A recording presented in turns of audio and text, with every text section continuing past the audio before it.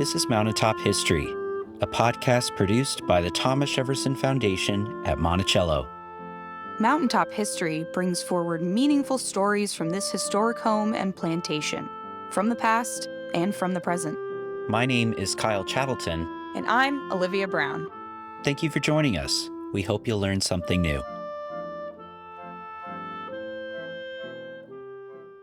Today at Monticello, you can learn about the many individuals who were enslaved at the plantation by Thomas Jefferson. Among them was Israel Gillette Jefferson. As some visitors walked by and read the nearby exhibits, I met with Sam Saunders, associate guide at the Thomas Jefferson Foundation, in one of the cellar storerooms at Monticello to talk about Gillette. It is quiet here, but maybe we can imagine the sounds that might have been heard here 200 years ago. We might notice the clatter of dishes being filled with food in the adjacent warming kitchen. We might also hear the feet of young enslaved men carrying firewood to keep the fireplaces burning. For sure, we would hear the voices of enslaved people who worked to serve Thomas Jefferson and his guests. One of those young men was Israel Gillette. As a young man, he performed many of the household chores, such as tending the fires in Jefferson's rooms, dusting the books, and serving as a waiter for the dining room. He even worked in the textile shop on Mulberry Row.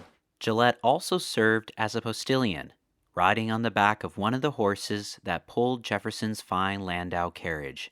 He was privy to many important discussions. In 1824, Thomas Jefferson entertained his old friend from France, the Marquis de Lafayette, who was visiting the United States.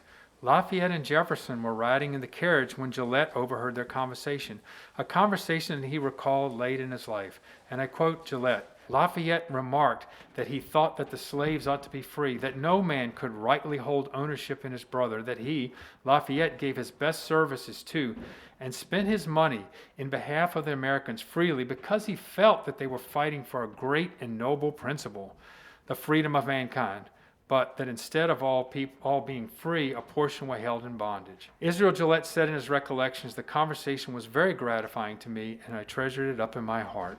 As a young enslaved man, Gillette yearned for his freedom, but it would be many years before he was free.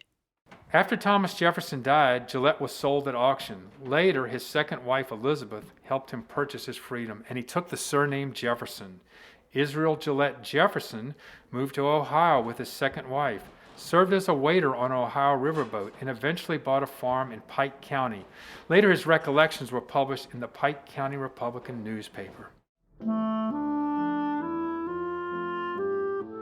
This has been another episode of Mountaintop History, a collaboration podcast between WTJU and the Thomas Jefferson Foundation.